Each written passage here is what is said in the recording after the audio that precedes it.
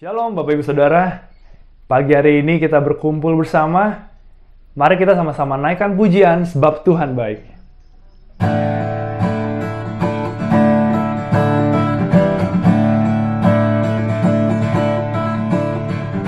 Masuk gerbangnya bersyukur dengan penuh pujian, bersuka di hadiratnya.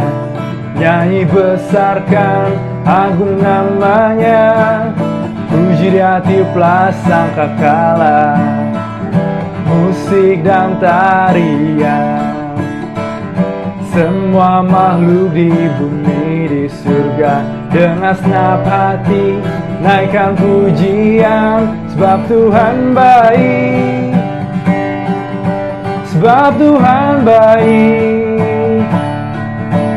Sebab Tuhan baik, anugerahnya kekal selamanya.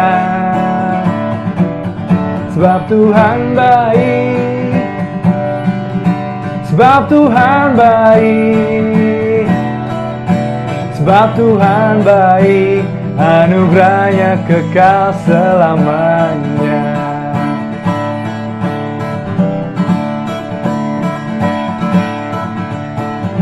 Yesus Kristus Allah Tuhanku, pencipta segalanya, datang sujud di hadapannya. Angkat tanganmu, naikkan pujian, puji di hati sangkakala, musik dan tarian. Semua makhluk di bumi di surga dengan senap hati naikkan pujian, sebab Tuhan baik, sebab Tuhan baik. Sebab Tuhan baik, anugerahnya kekal selamanya. Sebab Tuhan baik, sebab Tuhan baik. Sebab Tuhan baik, anugerahnya kekal selamanya. Sebab Tuhan baik, sebab Tuhan baik. Sebab Tuhan baik, sebab Tuhan baik, anugerahnya kekal selamanya. Sebab Tuhan baik, sebab Tuhan baik. Sebab Tuhan baik, anugerahnya kekal selamanya. Sebab Tuhan baik, anugerahnya kekal selamanya. Sebab Tuhan baik, anugerahnya kekal selamanya.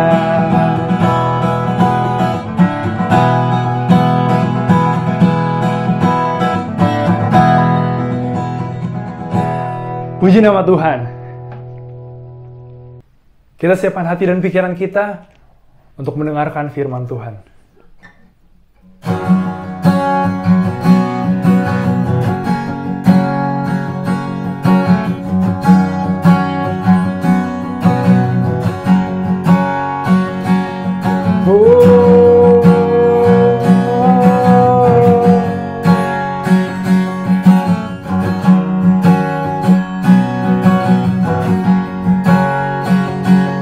Di setiap langkahku, tanganmu menuntun jalanku, karena kau pelita hidupku, yang selalu bersinar dalamku. Kasih-Mu sempurna, selalu baru tiada habisnya. Apapun cerita hidupku, janji-Mu tak kau tinggalkanku. Ku percaya Kau Tuhan atasku, ku serahkan semua masa depanku. Ku takkan takut, hidupku aman di dalam-Mu.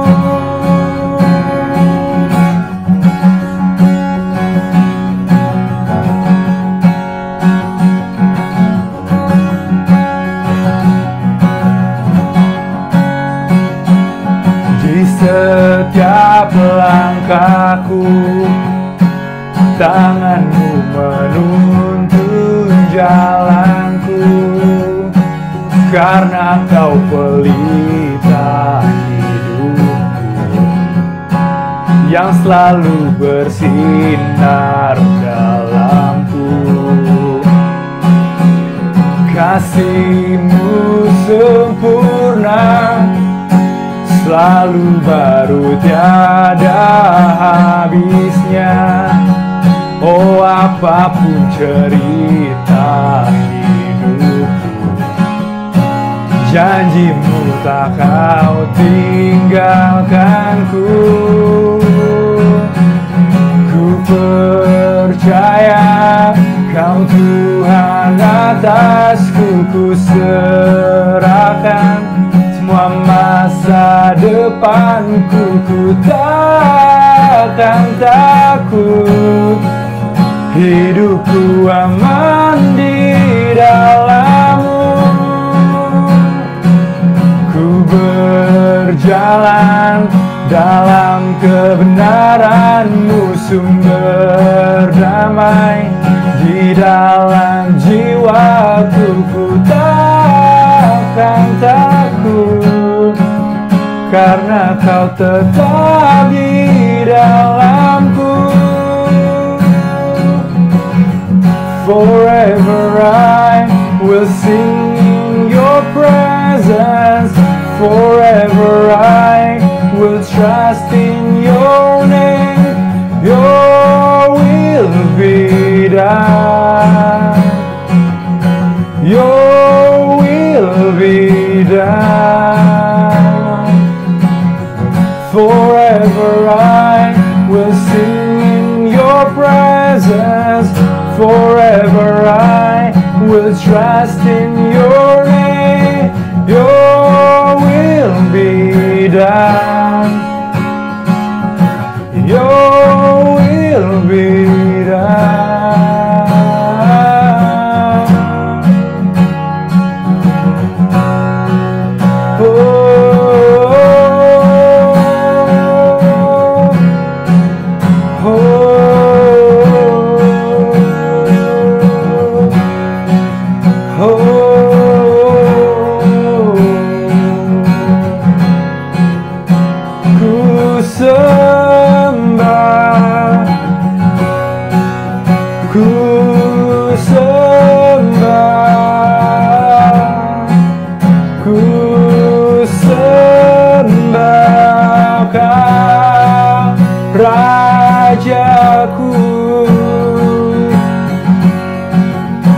Dan ku tinggikan, ku muliakan, ku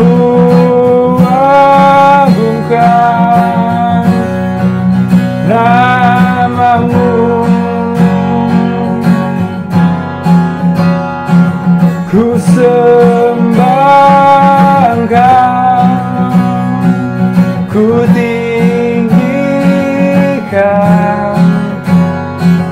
ku muliakan nama-Mu Tuhan, nama-Mu Tuhan.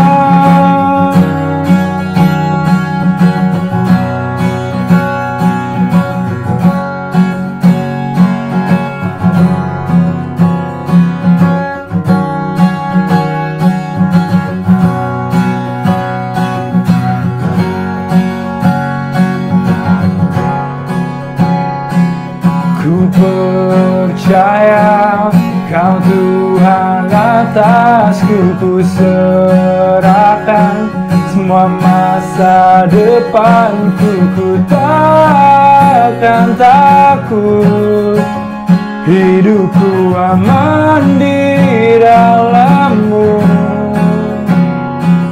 Ku berjalan dalam kebenaran-Mu, sumber damai di dalam jiwaku. Kau Yesus yang hidup, tiada yang mustahil bagimu.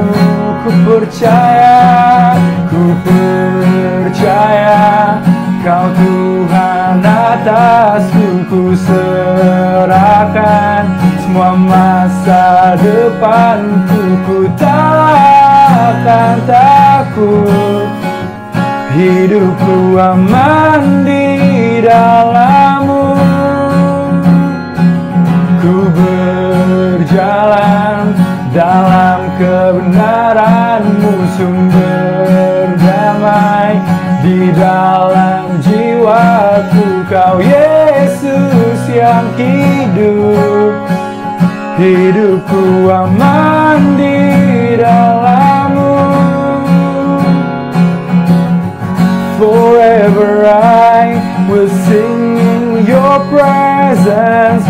Forever I will trust in your name. Your will be done. Your will be done. Forever I will trust in your presence. Forever I will trust in your name. Your will be done. Your will be done.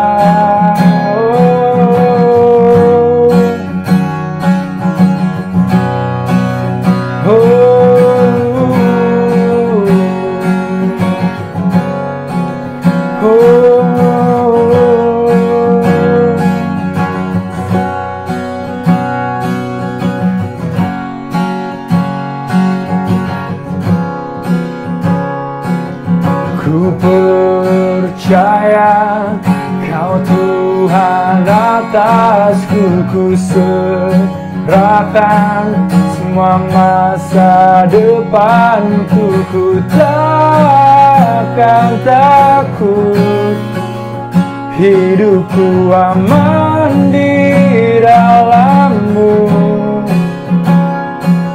Ku berjalan dalam kebenaran-Mu, sumber damai di dalam jiwaku. Kau Yesus yang hidup, tiada yang mustahil bagimu.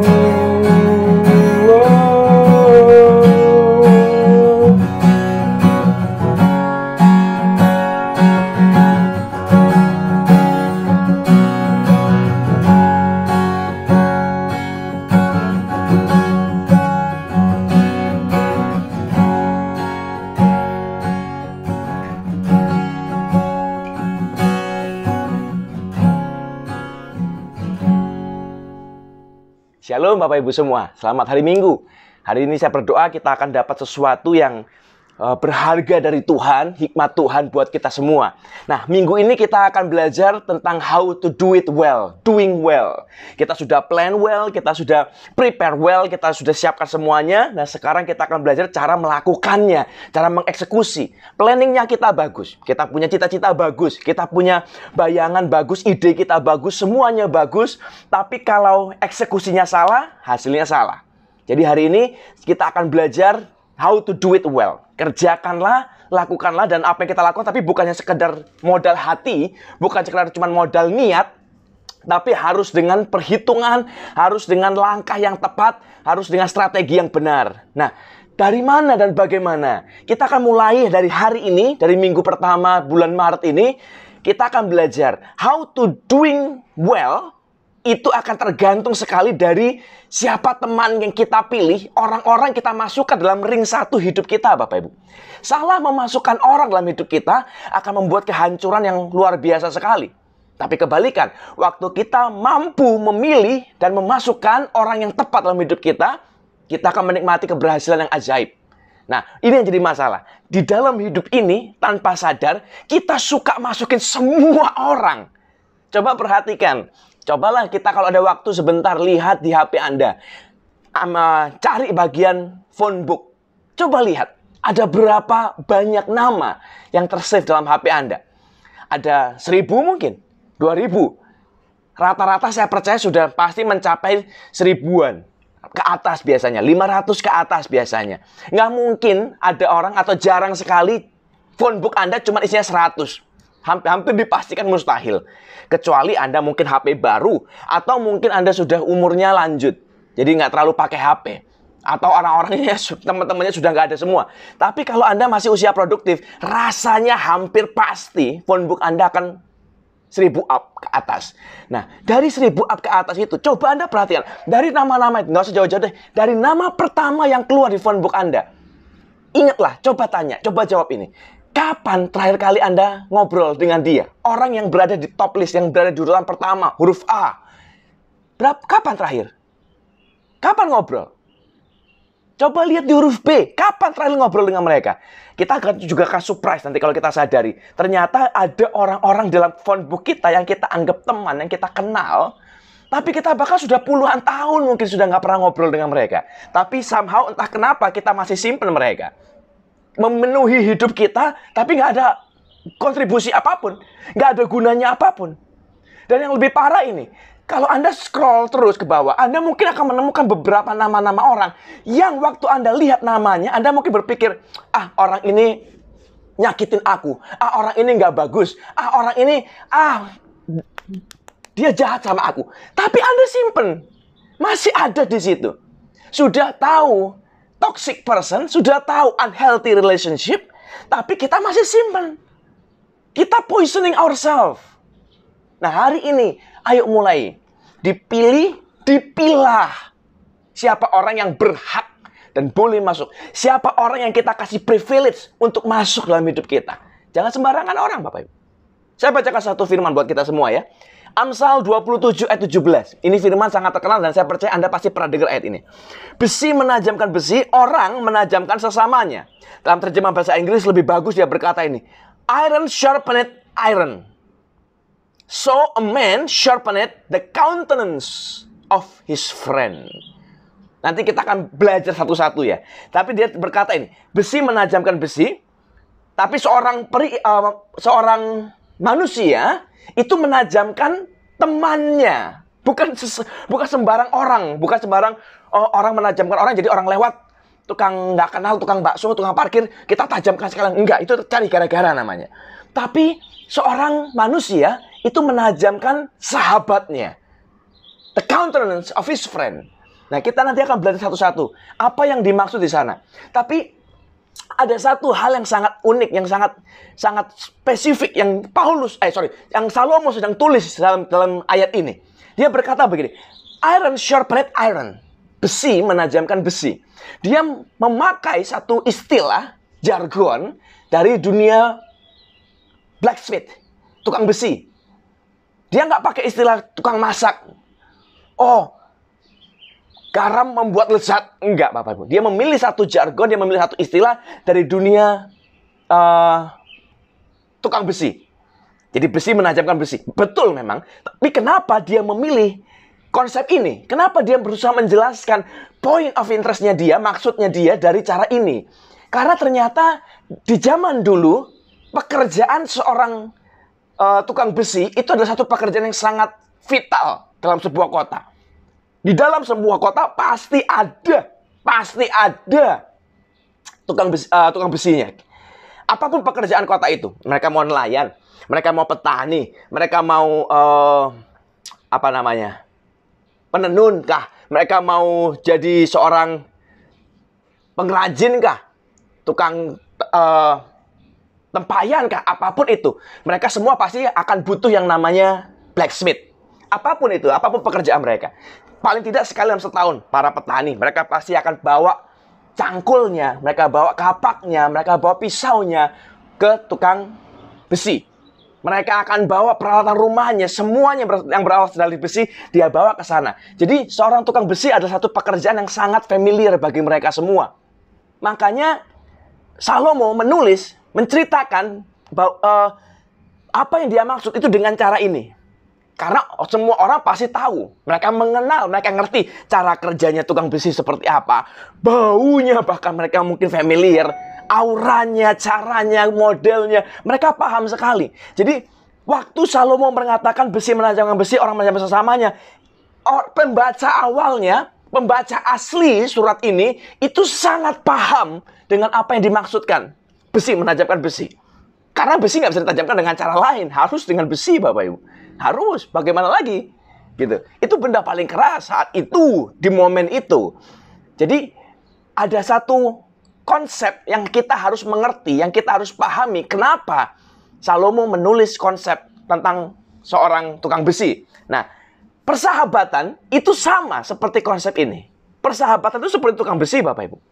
Persahabatan itu seperti sebuah gift yang diberikan Tuhan buat kita. Hadiah yang diberikan Tuhan buat kita.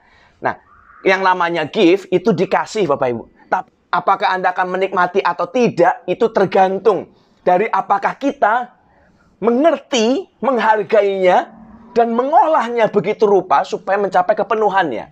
Nah, yang namanya gift diberikan, entah kita pantas atau tidak, tapi diberikan itu namanya gift, Bapak Ibu. Jadi kita perlu sadar, kita perlu tahu. Dan kalau dia bicara tentang masalah tukang besi, besi menajamkan besi, perhatikan ini, setiap orang, itu kan bicara kita. Dia berkata, besi menajamkan besi, manusia menajamkan sesamanya. Jadi besi itu digambar sebagai manusia. Jadi kalau besi menajamkan besi, berarti setiap manusia pasti ada besinya, dalam tanda kutip. Pasti ada manusia lainnya. Jadi setiap kita pasti Tuhan kasih paling tidak satu orang sahabat dalam hidup kita. Sebuah hadiah diberikan buat kita. Nah, masalahnya kita aware apa tidak? Kita sadar atau tidak? Kita appreciate atau tidak? Nah, itu sekarang di luar kendali. Di luar Tuhan sebagai pemberinya. Kita yang harus sadar, kita yang harus appreciate, kita yang harus tahu, kita yang harus mulai aware. Tadi saya bilang, friendship is like a gift. Kita yang harus pelihara. Persahabatannya ada, orangnya ada, yang mengasihi kita ada. Tapi kalau persahabatan itu tidak dipelihara, Bapak Ibu, Anda akan kehilangan. Jadi jangan berkata, Pak, saya nggak punya sahabat. Semua orang meninggalkan aku. Bisa jadi loh, something wrong with you, my friend. Bukan dengan mereka. Kenapa? Karena kepada setiap orang dikasih. Tuhan kasih, Pak. Nah, kita pelihara apa tidak? Apa kita sia-sia dia? Kita buang dia? Apa mungkin kita justru nyakitin dia? Kita tipu dia? Nah, kalau udah begitu, lain perkara kan ini. Tapi kita belajar yuk sama-sama. Ada 2 poin penting yang kita perlu mengerti baik-baik. Kenapa dan apa sebabnya Salomo menuliskan tentang besi ini, bukan dari tempat yang lain. Kita harus sadar satu begini. Persahabatan itu adalah satu hal yang sangat penting dalam hidup kita. Very crucial. Sangat penting, Bapak Ibu. Dan kita perlu sadar, persahabatan itu bisa jadi penyelamat hidup kita atau bisa jadi justru penjerumus hidup kita.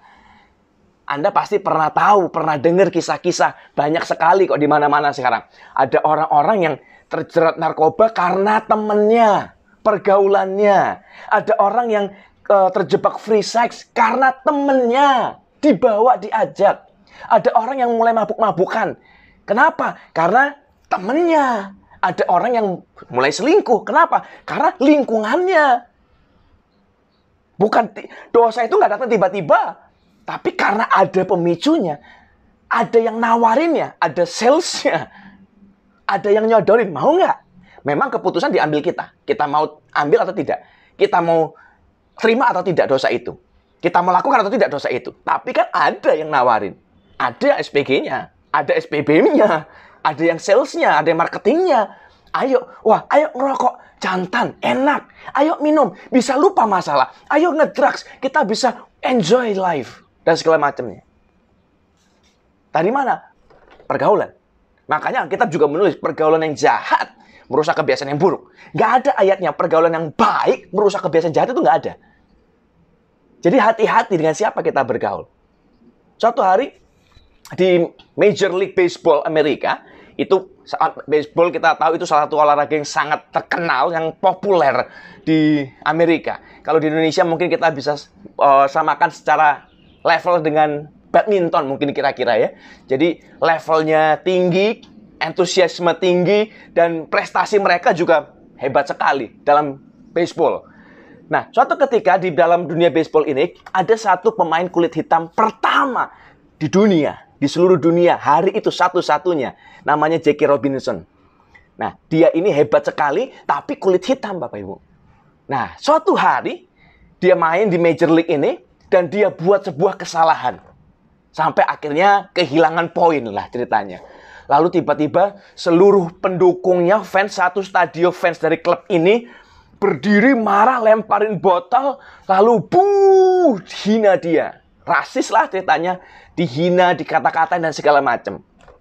Nah, di tengah keadaan begitu, Jackie Robinson di tengah lapangan udah sampai bingung sendiri, nggak tahu mau ngapain, nggak tahu berbuat apa, karena dia sadar dia buat kesalahan, dia lepaskan bola, dia kehilangan poin, dan timnya berada dalam keadaan yang terancam kalah gara-gara dia, dan dia juga sadar dia minoritas, dia kulit hitam di situ, dia dibenci, dimarahin, dihina, dicaci, dibully, dia nggak tahu mau ngapain, dia berdiri tertunduk, nggak tahu mau pergi ya bingung, mau diem ya bagaimana, serba salah.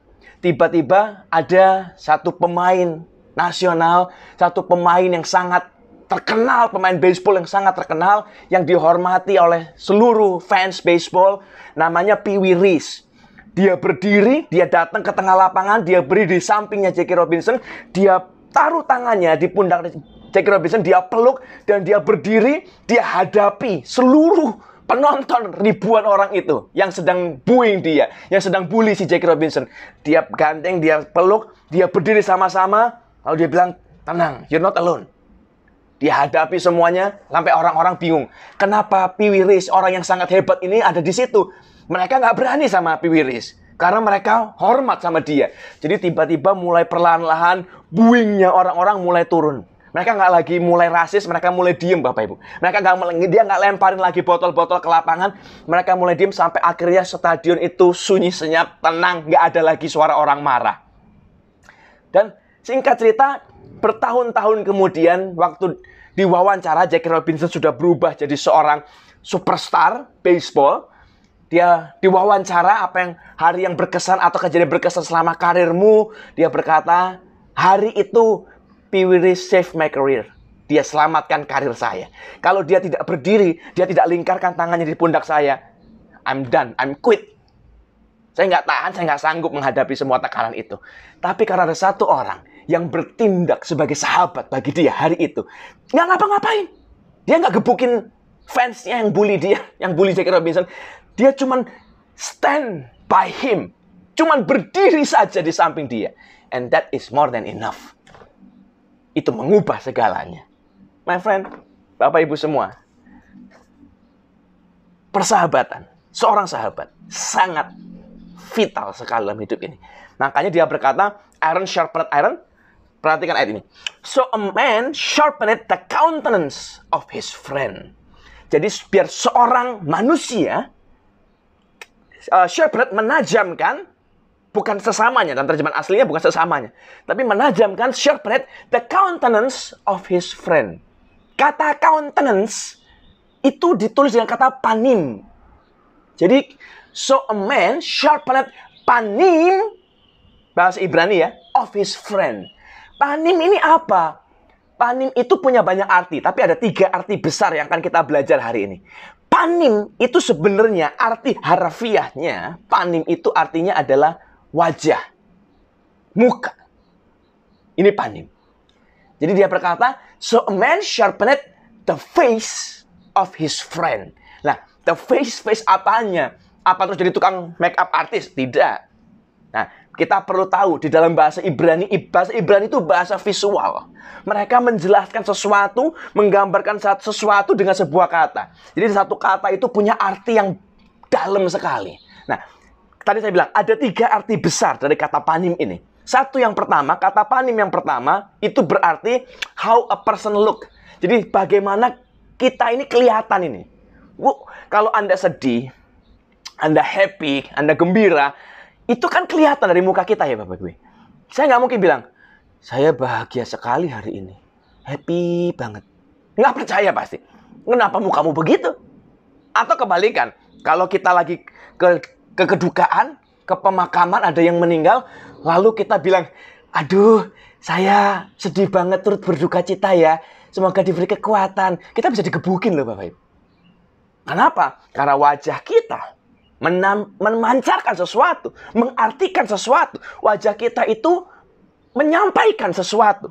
Nah, how we look, bagaimana kita kelihatan, itu ternyata versi Alkitab ya, ditentukan dari sahabatmu. Siapa orang di sekelilingmu menentukan mukamu, Bapak Ibu. Menentukan wajahmu. Wajah kita itu bukan ditentukan cuma dari skincare. Oh, kalau skincare-nya mahal, glowing. Belum tentu. Saya mau kasih sesuatu ya.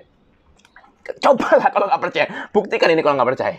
Anda bisa beli skincare harga jutaan, puluhan juta. Pakailah. Rawatlah. Ada skincare yang mengandung emas kalian. Pakailah. Please. Tapi, kalau orang-orang di sekeliling Anda toksik, orang di sekelilingmu beracun, orang di sekelilingmu merusak, lihat nanti. Mau skincare-mu semahal apapun, wajahmu tetap suram. There's no life in it. Tapi kebalikan. Coba perhatikan, ada banyak orang di dunia ini, di luar sana, keluarlah dari rumahmu sebentar. Lihatlah di jalanan. Ada banyak orang yang tidak bisa pakai skincare, yang tidak punya skincare. Kemarin, saya baru pergilah ke suatu tempat. Saya naik mobil, saya mau pergi ke satu tempat karena saya ada urusan. Lalu di tengah jalan di lampu merah saya lihat ada segerombolan anak kecil, Bapak Ibu. Tanggung-tanggung begitulah. Tanpa boro-boro skincare. Mereka bahkan nggak pakai sandal. Baju udah nggak karu-karuan. Muka udah dekil, udah kotor belang, cemong-cemong semuanya, hitam segala macam. Tapi mereka jualan lah ceritanya di lampu merah itu. Tapi ada sesuatu yang menarik perhatian saya. Di tengah penampilannya yang tidak terawat, wajah mereka itu happy, ketawa. Gak ada yang beli loh padahal. Mereka jual tisu, mereka tawarkan tisu. Gak ada yang beli. Panas, terik. Tapi mereka happy, saling ketawa. Wah. Dan saya di mobil saya liatin.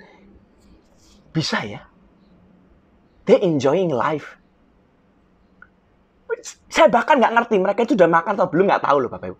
Kenyang atau nggak tahu. Tapi kalau ditanya apa mereka punya masalah, jangan tanya. Lihat dari penampilannya udah tahu masalahnya banyak Bapak Ibu. Sandal aja nggak punya. Di tengah jalan aspal panas begitu bisa lari-lari happy. Kenapa? Mereka nggak pusing dengan jualannya nggak laku. Mereka nggak pusing dengan nanti makan apa. Mereka nggak pusing orang-orang pengendara motor mau tabrak mereka, pengendara motor ada yang maki mereka, ada yang marah yang mereka minggir, pengemudi mobil yang nggak nganggap mereka dicuekin, dikacangin, mereka nggak peduli. Mereka ketemu temannya, wah guyon lari sana lari sini di tengah terik aspal, kaki tanpa sandal, muka udah nggak karuan tanpa skincare. Tapi saya mau bilang, mukanya glowing. Glowing dalam arti bukan berarti terus kayak kita yang di TV atau di mall putih bersih berkilau, bukan itu. Glowing dalam arti mereka memancarkan kehidupan, bener-bener kehidupan. Ada orang, supaya Anda mengerti bedanya ya, ada orang yang dengan perawatan mahal puluhan juta, bahkan senyum pun nggak bisa.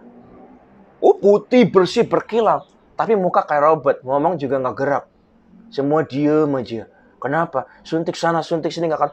Apa yang mau glowing? Orang nggak bisa ngapa-ngapain. Happiness start from the inside. Bukan dari luar. Bukan dari alat bantu. So, versi Alkitab.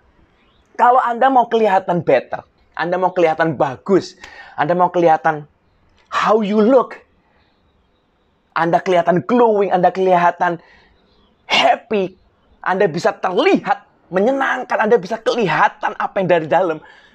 It depend on who is your friend. Siapa teman yang Anda masuk dalam hidupmu. Saya mau bertanya ini. Jangan murahan. Semua orang yang Anda tahu namanya, yang Anda pernah ketemu, masukin semua. Ayo masuk dalam hidupku, temanku. Saya ini orang yang sangat picky sekali. Saya sangat memilih sekali masalah berteman. Bahkan, ini kita fair-fair saja. Karena saya rasa ini sudah jadi rahasia umum kok. Semua orang yang kenal saya juga tahu. Saya ini rada-rada, orang kadang ada bilang ansos. No problem for me. Di kalangan pendeta pun sama kok Bapak Ibu. Teman-teman saya pendeta banyak. Dan mereka biasanya setiap berapa lama suka ngumpul. Ngopi kah? Makan kah? Kalau sekarang pandemik, nge-zoom sama-sama. Saya jarang banget nongol sama mereka. Kenapa? Saya males. Ngumpul, ngobrol nggak jelas, basa-basi. Ngapain? Buang waktu. Tapi bukan berarti saya nggak pernah kumpul dengan pendeta. Ada, cuman orangnya itu-itu aja yang saya kumpulin. Saya nggak, semua orang ketemu, ayo Pak Deki makan, ayo. Enggak. Saya susah. Diajak ketemu saya susah, karena saya males. Karena saya nggak mau ketemu, I don't want to waste my time. Buat basa-basi, buat orang nggak jelas. Walaupun pendeta, dan ingat ya, pendeta itu bukan jaminan. Yang nggak karuan pendeta brengsek juga banyak. Yang bagus, yang baik, banyak. Tapi kita harus milih siapa orang yang kita masukkan. Siapa orang yang kita kasih privilege. Ini untukmu. Kamu boleh masuk dalam hidupku. Harusnya itu dong Bapak Ibu. Jangan murahan kita. Semua orang boleh masuk. Kita kayak barang obral. Semua boleh masuk. Kalau Anda ke supermarket, Anda pergi ke department store. Coba perhatikan ini. Barang yang ditaruh di rak, terus ada tulisan sale, mesti acak-acakan. Mesti, wis. Nggak boro-boro Anda mau nyari yang kelipet. Nggak ada. Semua udah pasti udah acak-acakan dulu. Anda mau cari size setengah mati, Bapak Ibu. Kenapa? Karena barang sale. Semua orang ambil, lihat, buka, nggak cocok, lempar, buka, cocok. Karena murah. Tapi kalau barang nggak sale, dia adanya bukan di rak. Dia ada di gantungan, dipajang. Orang nggak boleh sembarangan copot dari hangernya terus copot-copot, tak lempar. Nggak bisa.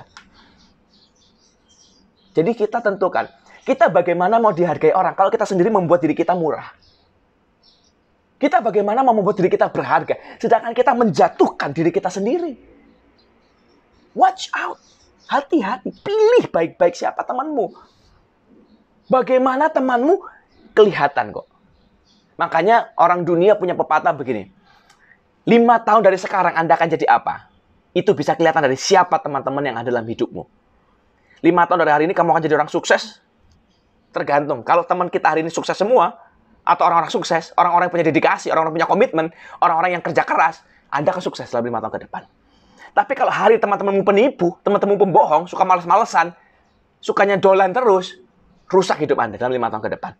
Kalau hari teman-temanmu adalah teman-teman orang-orang tukang judi semuanya, penipu, tukang selingkuh, sama Anda 5 tahun ke depan. So, siapa temanmu akan membuat terlihat dalam wajahmu. Seperti apa kita, seperti apa temanmu, seperti itulah Anda. Itu panim yang pertama. Panim yang kedua artinya, how we look at things. Tadi kitanya yang dilihat orang. Sekarang bagaimana cara kita melihat, itu juga ditentukan dari sahabat kita, Bapak. Kita melihat masalah, kita melihat pergumulan. Kita menghadapi, semua orang punya masalah pasti. Semua orang punya pergumulan. Tapi bagaimana kita menghadapi masalah kita, bagaimana kita menghadapi pergumulan kita, itu akan sangat ditentukan dari siapa orang-orang sekeliling kita. Masalahnya sama, masalahnya banyak, semua orang punya. Tapi how we handle it akan sangat ditentukan dari siapa orang-orang sekeliling kita. Kalau kita punya orang-orang sekeliling kita yang temperamen, pemarah, ya kita akan selesaikan masalah kita dengan cara kekerasan. Tapi kalau kita dikelilingi dengan orang-orang yang kepala dingin, yang hatinya tenang, masalahnya berat, iya, tapi kepala tetap dingin, kita juga akan melakukan yang sama. Kalau Anda punya dikelilingi dengan orang-orang yang cuek, nggak mau tahu masalah, tiba-tiba rusak aja, ya Anda juga akan melakukan yang sama. Kemarin beberapa waktu lalu, waktu baru sekitar beberapa minggu kemarin, waktu Sincia kemarin, saya pulang ke rumah orang tua saya di Surabaya, Bapak Ibu.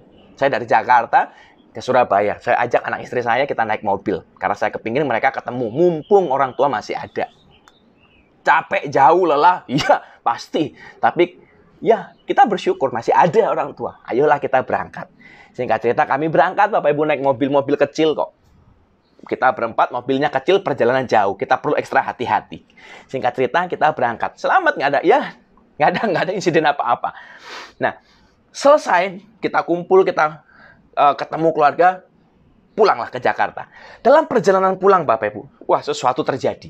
Mulailah satu persatu masalah keluar semua masing-masing.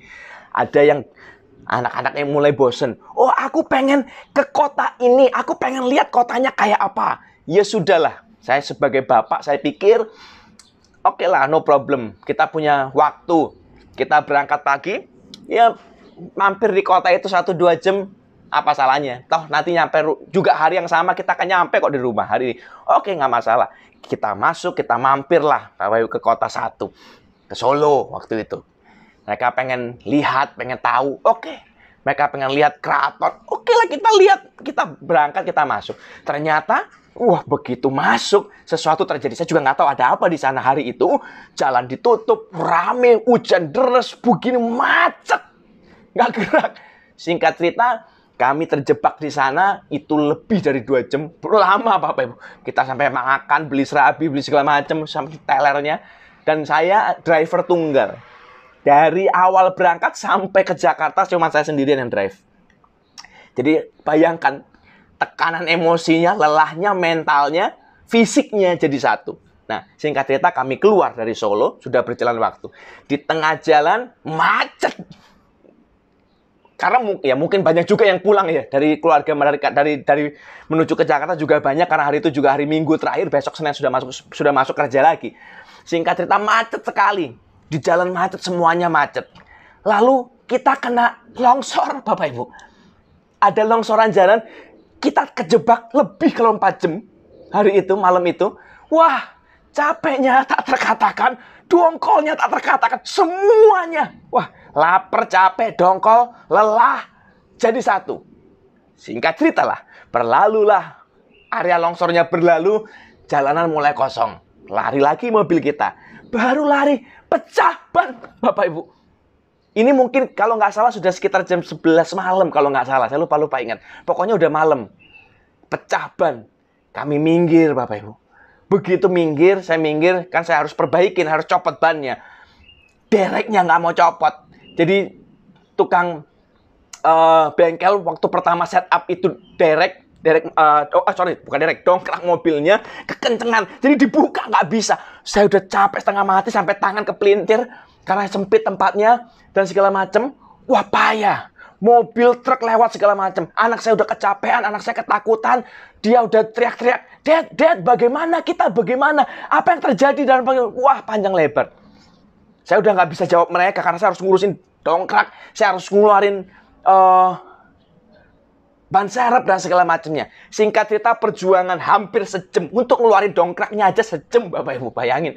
Singkat cerita dongkrak keluar, ban serep keluar. Saya mulai ganti ban. Ini, wah, truk udah luar biasa. Kita kan di pinggir jalan tol, rame. Rasanya punggung ini mau keserempet terus. Saya antara serem deg-degan, antara keserempet sama ganti ban segala macam. Kita ganti segala macam sudah selesai. Dan begitu diganti saya baru sadar ban serep kita ternyata kempes. Cuman mungkin terisi angin sekitar 20%, Bapak Ibu. Kempes. Wah. Hati lelah, marah, dongkol, sebel, emosi jiwa jadi satu. Dan perjalanan ini sudah dari pagi. Total saya sudah lebih dari 12 jam saat kejadian itu. Sudah hampir, mungkin kalau nggak salah sekitar sudah memasuki jam ke-15 kalau nggak salah saat itu. Dan kita nggak berhenti, Bapak, non-stop itu. Kita di Solo pun semua non-stop, semuanya nggak non-stop semua. Singkat cerita, kami jalan pelan-pelan karena udah nggak bisa, ya nggak ada lagi. Jalan pelan-pelan cari jasa marga. Saya tanya dong, saya mau pompa di mana? Adanya, Pak, di rest area. Berapa jauh? Sekitar 60 kilo lah dari sini. Dengan ban gempos. Saya harus belajar 60 kilo, Pak. Kurang lebih ya. 60 kilo. Ya terpaksa lah. Mau apa lagi? Jalan pelan. pelan ngerayap karena saya takut pecah lagi. Karena ini gembos. Luputnya ban, kalau pecah lagi lucu, sudah nggak punya lagi serep. Jadi jalan lagi pelan merayap. Sampai singkat cerita, sampailah setelah beberapa jam jalan keong, sampailah di rest area, kita pompa, kita kasih angin, kita kasih semuanya segala macam, dan bisa jalan normal. Nah, selesai keluar dari rest area, istri saya mulai cerita. Tadi, waktu kamu di luar, sedang struggling, berjuang untuk ganti ban, sambil menghindari serempetan truk di punggungmu, anak-anak berdoa. Dia bilang, anak saya 2. Yang gede ajak adiknya gandengan lalu dia berdoa. God, please help me. Help our dad. Tolong papa kita. Kasih dia kekuatan, kasih dia hikmat untuk dia tahu apa yang dia kerjakan. Supaya dia bisa tolong kita keluar dari masalah ini, kita bisa sampai rumah. Mereka berdoa. Pertanyaannya ini Bapak Ibu. Dari mana? Kenapa? Dan siapa yang ajarin mereka untuk berdoa waktu ada masalah? Jawablah. Karena mereka lihat kita. Selama ini, waktu kita punya masalah, dan percayalah, masalah kita banyak. Masalahnya banyak, Bapak Ibu. Mau nggak mau, waktu masalah datang, saya mau ngapain lagi? Saya mau minta tolong ke siapa? Beberapa masalah saya super berat. Nggak ada yang diminta tolong. Saya harus berlutut berdoa. Tuhan tolong saya. Dan anak-anak saya tahu. Anak-anak saya lihat. Kadang saya lagi berdoa. Saya nangis Bapak Ibu. Anak saya datang. Dia lihat saya berdoa. Tapi dia nggak ngomong karena dia tahu kalau orang berdoa jangan diganggu. Dia duduk di samping saya. Dia peluk saya dari belakang. Dia usap air mata saya. Terus dia taruh kepalanya di saya. Nggak ngapa-ngapain. Sampai saya selesai berdoa. Hati saya udah mulai tenang, saya selesai berdoa, saya bilang amin. Saya bilang sama dia, thank you ya. Dan saya percaya itu menaruh benih yang baik dalam hidup dia. Waktu mereka ketakutan, mereka kecapean, tengah malam, ban bocor, nggak tahu mau ngapain, nggak ada pertolongan, orang nggak ada yang mau berhenti, dongkrak nggak bisa keluar, ban serep kejepit. Mereka memilih satu action, to pray. Dan bagi saya hari itu, wah, itu penghiburan sekali. Saya lebih kepingin. Waktu anak saya punya masalah nanti suatu hari. Saya kepingin. Di tengah masalah berat yang akan dihadapi nantinya. Dia berlutut di hadapan Tuhan berdoa. Daripada dia marah-marah, maki-maki orang, bentak-bentak orang. Bingung banting-banting barang. Lebih baik kau berdoa. Jadi tenang. Berdoalah. Tuhan akan tolong kita. Tuhan akan tolong kamu, nak. Jadi hari ini, siapa orang yang Anda izinkan masuk dalam hidupmu, menentukan sekali respon kita. How we see, how we look at things, akan ditentukan dari siapa orang sekeliling kita. Cara kita memandang masalah, cara kita menghadapi masalah, akan sangat ditentukan dari siapa orang-orang sekeliling kita. Itu panim yang kedua. Panim, arti panim yang ketiga. Itu berarti sesuatu yang di depan kita. Itu panim. Di depan kita ini sekarang ada banyak hal yang akan terjadi. Kita nggak tahu di depan kita nanti ada apa. Kita nggak tahu 1 menit, 2 menit ke depan akan terjadi apa. Kita nggak tahu, Bapak Ibu. Kita nggak ngerti masa depan, kita nggak tahu. Kita juga nggak tahu apakah masa depan kita akan berantakan, masa depan kita akan baik, kita nggak tahu. Tapi bagaimana kita memandang ke depan, melihat yang di depan, ditentukan dari siapa orang di sekeliling kita. Kalau orang di sekeliling kita, orang-orang yang pasif, pesimis, Anda akan susah payah menghidupi hidup ini. Percayalah. Anak saya sering suka bilang begini, tolong, aku nggak bisa ini. Aku nggak bisa.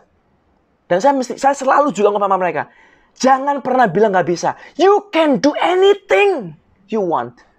You can be anything you want to be. Dan hari ini, anak saya umur 12 sama umur 6. Umur 10 dan umur 6. Masih kecil. Tapi mereka semua melakukan sendiri. Sekolah sendiri. Saya udah nggak nemenin mereka. Mandi sendiri. Dari umur 4 tahun mereka sudah lakukan semuanya sendiri. pakai baju seragam sendiri, semuanya sendiri, makan sendiri. Saya udah nggak pusing ngurusin mereka. Kenapa? Dan mereka juga dibantu juga nggak mau. Kenapa? Karena mereka bilang, I can do it myself. I can do whatever I want. And I can be whatever I want to be. Jadi kalau dia bilang, kamu nggak bisa. Dia bilang, yes I can. Dari mana? Karena mereka punya orang yang mereka izinkan masuk dalam hidup mereka. Saya bilang, the right man. Wah, dalam kasus ini, it's me. Saya juga di sini, saya bukan lagi memuji diriku sendiri. Saya I'm the right man. Bukan. Tapi dalam kasus yang spesifik ini, I'm the man. Nah, dalam kasus yang lain, siapa orang kita izinkan masuk dalam hidup kita? Maka saya bilang, jangan murahan. Jangan semua orang dimasukin. Berantakan kita. Jadi hari ini perhatikan baik-baik. What in front of us, how we look things in front of us, akan sangat ditentukan dari dari siapa orang di sekeliling kita yang kita izinkan masuk. Jadi hati-hati. Kalau Anda salah memilih, salah orang, ya habislah semuanya. Suatu ketika Paulus menulis surat kepada Timotius, 2 Timotius 2:22. Dia berkata ini, sebab itu jauhilah nafsu orang muda. Kejarlah keadilan, kesetiaan, kasih, dan damai. Koma, harusnya koma, tapi dalam terjemahan bahasa Indonesia nggak ada. Bersama-sama dengan mereka yang berseru kepada Tuhan dengan hati yang murni. Kalau kita baca sekilas, kita akan kehilangan satu poin penting dalam ayat ini. Karena apa? Karena nyambung semua. Dalam terjemahan bahasa Inggris dia berkata ini, flee, larilah. Also, youthful lust, nafsu orang-orang muda. But follow, ikutilah righteousness, faith, charity, kemurahan, peace, damai, with. Jadi larilah dari nafsu orang muda, tapi kejarlah 1, 2, 3, 4, dan kejarlah them. Them itu orang. Them that call on the Lord out of a pure heart. Kejarlah orang yang memanggil nama Tuhan dengan hati yang murni. Dalam arti lain, Paulus itu memberi sebuah nasihat begini. Timotius, kumpullah, nongkronglah, bergaullah dengan orang-orang yang memanggil nama Tuhan dengan hati murni. Dengan kata lain, hati-hatilah pilih orang bergaul. Jangan sembarangan, jangan ngawur-ngawur yang kau kumpul ini. Jangan orang-orang nggak jelas. Dan perhatikan, secara garis besar keseluruhan dia berkata ini. But follow, ikutilah righteousness, faith, charity, peace, baru orangnya. Kenapa? Karena ini yang menentukan. Karena kalau dia tidak ketemu orang yang benar ini, dia akan kehilangan yang ini. Kalau dia ketemu orang yang benar, dia akan hidup dalam hidup yang benar. Lepas dari nafsu orang-orang muda. Kebenaran, iman, kemurahan, damai. Tapi kalau orangnya salah, berarti Anda juga akan kehilangan righteousness. Anda akan hidup penuh dengan temptation, dengan cobaan. Lust. Anda akan hidup penuh dengan kesalahan. Anda akan hidup penuh dengan pelanggaran, kekhawatiran, keraguan, ketakutan. Ditentukan dari siapa orangnya. Jadi, kalau Anda salah memilih orang yang kau masuk dalam sekelilingmu, efek kerusakannya bukan cuma pada dirimu, tapi kepada semua yang ada di sekelilingmu. Contoh, orang suka berpikir begini. Pernikahan misalnya ya. Oh, saya menikah dengan dia. Itu berarti urusan kita berdua. Salah. Pernikahanmu akan jadi seperti apa? Akan baik atau tidak? Tergantung dari siapa orang yang Anda izinkan masuk di dalam lingkungan keluargamu. Siapa orang yang Anda izinkan masuk dalam hidupmu yang kau gauli setiap hari? Saya pribadi, saya bisa lihat, saya bisa menilai kira-kira rumah tanggamu akan seperti apa berdasarkan orang-orang sekelilingmu itu. Kalau si suami misal hidup disekelilingi dengan orang-orang yang suka selingkuh, saya kira-kira juga bisa tahu nanti rumah tangga ini kira-kira, nggak pasti ya, bukan judging, kira-kira seperti apa. Kurang lebih saya punya gambaran. Kalau saya lihat si istri dikelilingi dengan orang-orang yang borjuis, suka belanja, suka shopping, suka habisin, suka sembunyi-sembunyi di belakang suami, suka main rahasia-rahasia, suka ngomongin kejelekan suami di teman-temannya. Saya juga bisa tahu kira-kira nasibmu, keadaan rumah tanggamu nantinya seperti apa. Siapa orang-orang di sekelilingmu akan sangat menentukan seperti apa rumah tanggamu. Jadi jangan berpikir, rumah tanggaku hanya aku dan dia. Enggak. Kalau Anda memilih teman yang salah, Anda akan menikmati rumah tangga yang berantakan. Anda memilih teman yang salah, Anda akan menikmati pekerjaan yang kacau balau. Hutang melimpah. Bukan berkat yang melimpah, hutang yang melimpah. Kalau Anda temanmu salah, kesehatanmu, keluargamu, pergaulanmu, hidupmu, pekerjaanmu, semuanya akan mengalami kerusakan. Jadi, choose carefully. Siapa orang yang Anda izinkan masuk dalam hidup Anda? Hati-hati sekali. Bagian kedua saya mau katakan ini. Setiap sahabat, tadi saya bilang, friendship is a gift. Pemberian dari Tuhan, hadiah. Nah, setiap hadiah ini, friendship ini, tidak datang sendirian. Tidak datang cuma orangnya. But friendship comes also with the gift of confrontation. Seorang sahabat yang baik, dia akan konfrontasi kita. Jadi jangan berpikir begini, wah ini sahabat kental sama aku, sohib, nggak pernah berantem. Bodoh Anda berarti. Kau sedang tertipu. Dia bukan temanmu, dia bukan sahabatmu, dia sedang bermanipulasi dengan Anda. Karena seorang sahabat sejati pasti akan konfrontasi dengan kita. Pasti. Anda baca Alkitab dari bagian manapun, Anda akan mendapati nanti. Luka di rumah sahabatku itu jauh lebih berharga. Kenapa di rumah sahabat dapat luka? Karena sahabat itulah yang akan menghajar kita, menegur kita. Walaupun kita terluka, tapi dia akan lakukan itu. Karena dia mengasihi kita. Jadi hari ini, sadarlah. Kalau Anda ketemu seorang sahabat dengan, saya ngomong ini, dengan gift of confrontation, bersyukur, Bapak.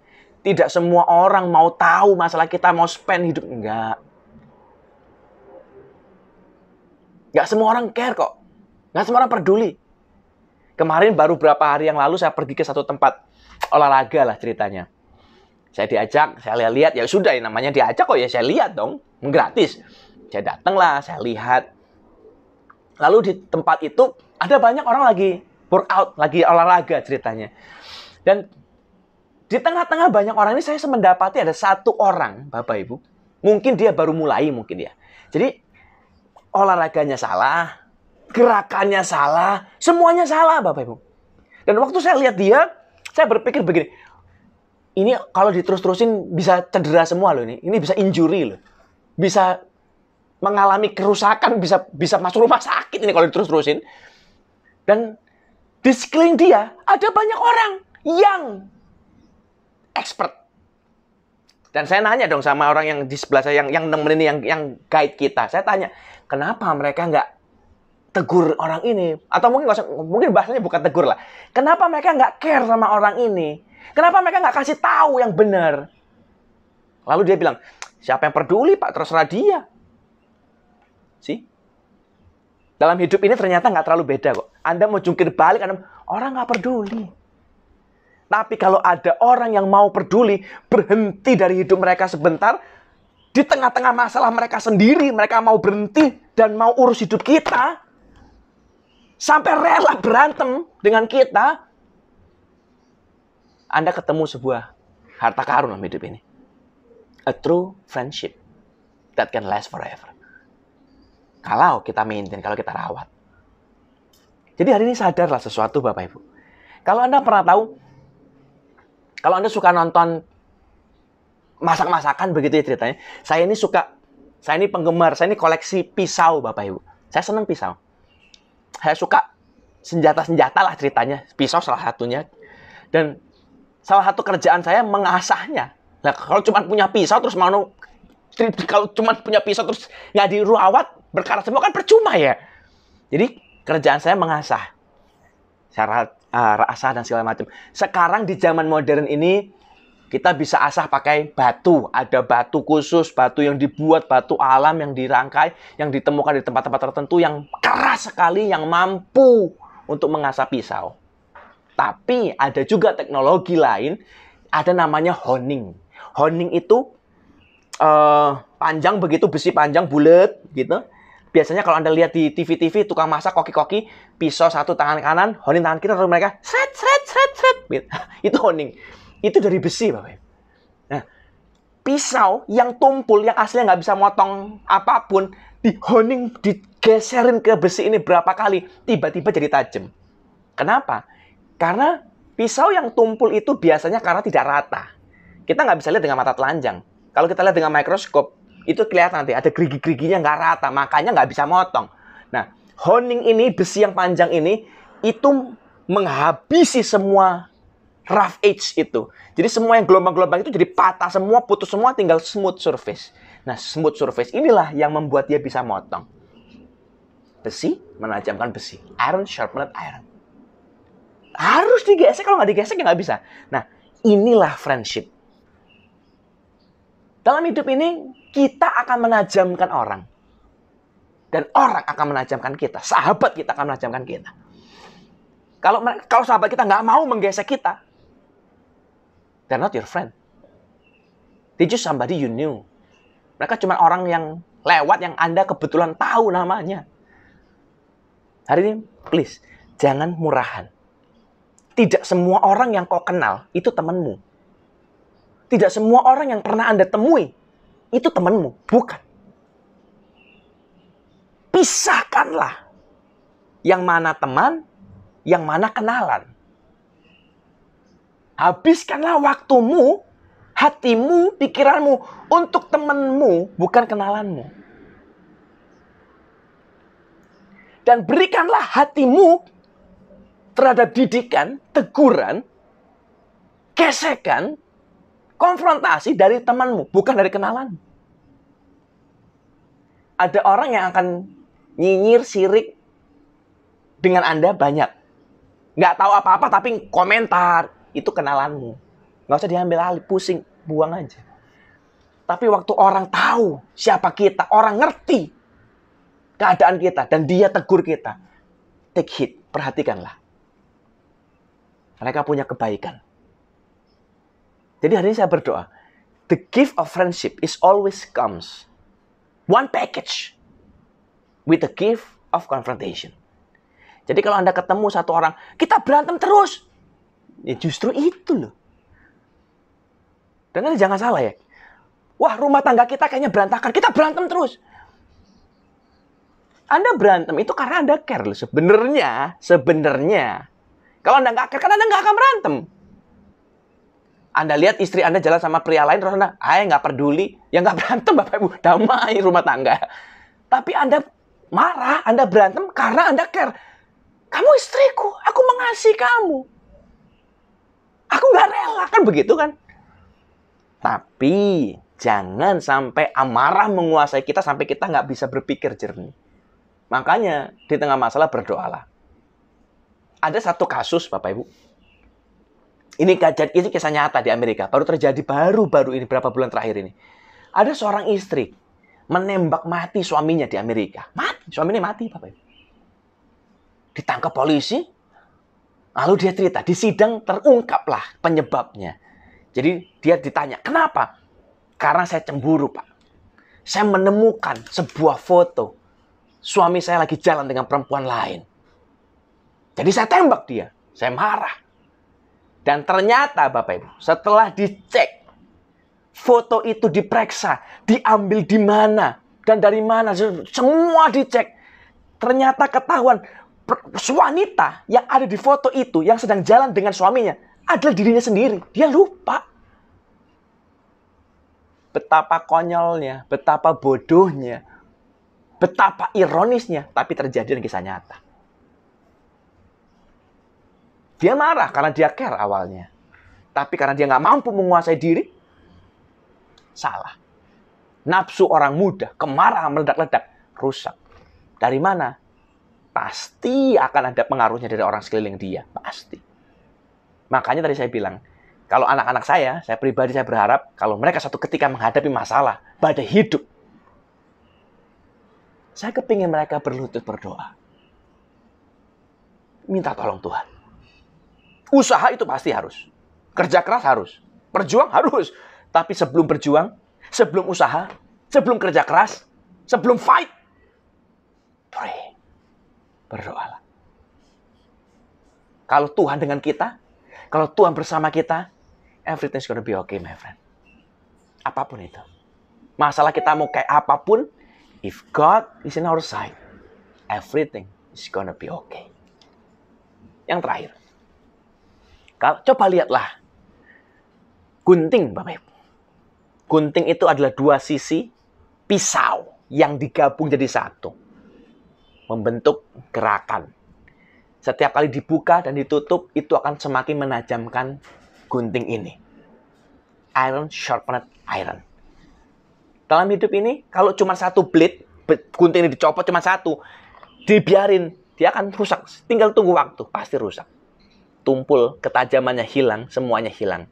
Sama, kalau kita cuma sendirian, sesuatu dalam hidup kita akan hilang. Karakter kita akan hilang, kedewasaan kita akan hilang, ketepatan kita akan hilang. Semua bagian dalam hidup kita pasti akan hilang waktu kita sendirian. Tapi waktu ada orang yang menajamkan kita, yang menggesek kita terus-terusan, kita jadi tajam. Tajam dalam segala hal. Tajam dalam berpikir, tajam dalam melihat, tajam dalam menganalisa, tajam dalam mengenali, tajam dalam menghadapi masalah, tajam dalam karakter, tajam dalam kedewasaan kita. Semuanya. Nggak enak sih, tapi menghasilkan sesuatu yang indah dalam hidup ini. Jadi saya berdoa hari ini, appreciate your friend. Choose your friend wisely. Jangan murahan. Saya pribadi ya, Bapak Ibu, saya pribadi ya. Kalau Anda tanya, Pak, Bapak temannya berapa? Saya bisa hitung dengan tangan. Orang yang saya ketemu, yang saya kumpul, saya bisa hitung. Nggak banyak. Kenapa? Saya picky. Orang mau bilang ansos, no problem with me. Daripada hidup rusak, berantakan, buang waktu, buang segalanya, mending nggak usah saya. Dan kalau saya melihat orang itu punya kualitas, I will be gladly, I will be honored to have you in my life. Dan saya memberikan privilege kepada orang-orang tertentu. Walaupun kadang privilege itu ditolak, nggak masalah. Tapi paling tidak, saya memilih dan memperjuangkan hidup saya dengan orang-orang yang tepat. So, how about you? Terakhir, sebagai penutup. Suatu hari, ada seorang pengerja. Dia kongsi lah ceritanya kerja. Lalu suatu hari dia merasa, kenapa perjanjian kerja ini nggak adil? Saya kerja lebih berat, lebih keras daripada partnerku, tapi hasilnya sama. Nggak fair. Lalu dia komplain, dia cerita. Saya dipanggil, dia mulai ngomong. Apa yang harus aku lakukan, Pak? Aku harus berhenti kah? Apa? Karena ini nggak fair, aku kerja double. Tapi hasilnya bagi rata, 50-50. Pak, sepanjang cerita, marah, emosi jadi satu. Saya tunggu sampai dia kelar, sampai dia reda. Dan saya mulai ngomong dengan dia. Kebetulan hari itu di depan saya kita lagi di kafe. Jadi ada minuman, ada air, ada makanan, dan segala macam. Saya ambil air, saya bilang, Pak, tahu nggak sih? Saat untuk menentukan kehidupan itu air. Nggak ada air, mati kita. Dari semua planet di tata surya kita, dari semua planet yang kita kenal, dari segitu banyak planet, cuma satu yang punya air, bumi. Lainnya, sampai sekarang belum ketahuan. Dan sampai sekarang masih dianggap barren, mandul, planet-planet lain. Tidak bisa ditinggali. Tapi begitu ada air, semuanya berubah. Air sumber kehidupan. Masalahnya, saya tanya dengan dia, Pak tahu nggak? Di dalam air ini ada dua zat utama pembentuk air. Hidrogen dan oksigen. Kalau Anda tahu, nama ilmiahnya air itu H2O. Kenapa ada angka 2? Sebenarnya oksigen sebenarnya nama ilmiahnya adalah hidrogen oksigen. Karena hidrogennya 2 kali jadi H2O. Hidrogen 2 O1.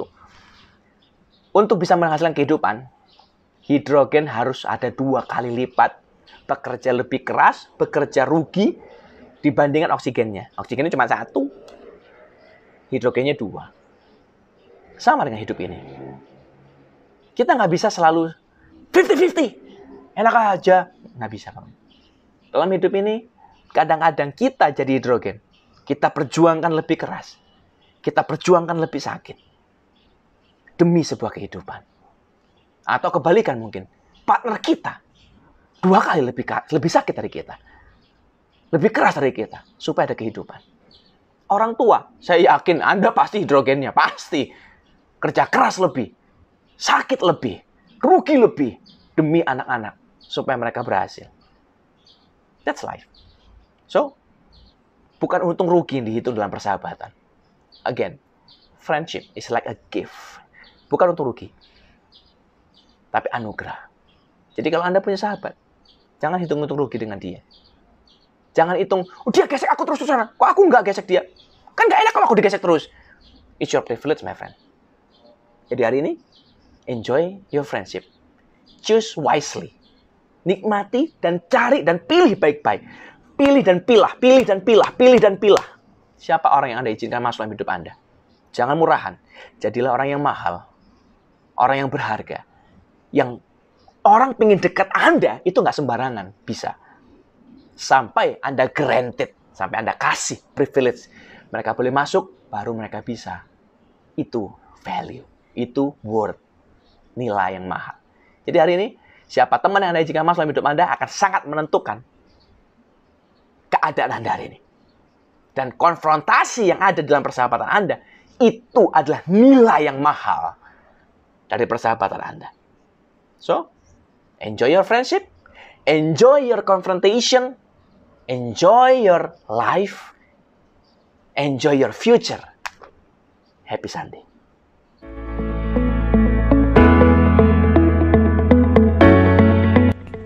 Terima kasih karena sudah mengikuti ibadah online hari ini. Kami mengundang Bapak, Ibu, dan Saudara untuk hadir beribadah minggu depan dengan tema Manage Your Emotion. Follow akun sosial media GBI Kayalim untuk mengetahui update tentang gereja dan juga mendengarkan khotbah. Untuk persembahan dan perpuluhan bisa dilakukan melalui rekening BCA GBI Kayalim berikut ini. Untuk informasi konseling dan doa, bisa menghubungi Sekretariat GBI Kayalim di nomor yang tertera berikut. Terima kasih sudah mendengarkan Kayalim News minggu ini. Selamat hari Minggu, Tuhan Yesus memberkati. Kita akan akhiri ibadah kita hari Bapak Ibu. Tapi saya berdoa baik-baik. Dan saya mau remind sekali lagi. Pilih baik-baik siapa orang yang Anda izinkan masuk dalam hidup Anda. Karena siapa yang masuk dalam hidup Anda akan menentukan bagaimana masa depan Anda nantinya. So choose wisely, jangan murahan. Pilih baik-baik, pilih dan pilah, pilih dan pilah. Buang yang memang tidak berguna, tidak semua orang itu berguna buat Anda. Pilih, buanglah orang-orang yang memang tidak berguna, tidak menghasilkan apa-apa, tidak berkontribusi apapun. Singkirkan. Dan take care, rawatlah orang-orang yang punya hati buat Anda, yang mengasihi Anda. Karena mereka, itu adalah gift yang berharga dari Tuhan buat kita. Kita sama-sama, kita akan akhiri ibadah kita akan berdoa, dan saya undang kita ucapkan berkat, ucapkan amin yang keras untuk siapa perkataan berkat yang akan saya lepaskan buat kita semua. Sebab amin, mengikat janji Tuhan jadi nyata dalam kehidupan kita. Bapa, kami berdoa dalam namamu, diberkatilah pekerjaan kami. Apapun yang kami kerjakan, yang kami lakukan, dijadikan Tuhan berhasil. Biar kami naik jadi kepala dan bukan ekor. Biar kami jadi orang-orang memberi, bukan meminta-minta. Biar kami jadi orang kelimpahan, bukan yang kekurangan. Dan kami terima berkat ini di dalam nama Allah Bapa, Allah Putra, Allah Roh Kudus, dalam nama Yesus Kristus Tuhan. Kita semua percaya sama-sama. Amin. Selamat hari Minggu. Tuhan Yesus memberkati. Hanya satu katamu yang ku perlukan. Firman-Mu menentukan seluruh hidupku. Yang tiada kau jadikan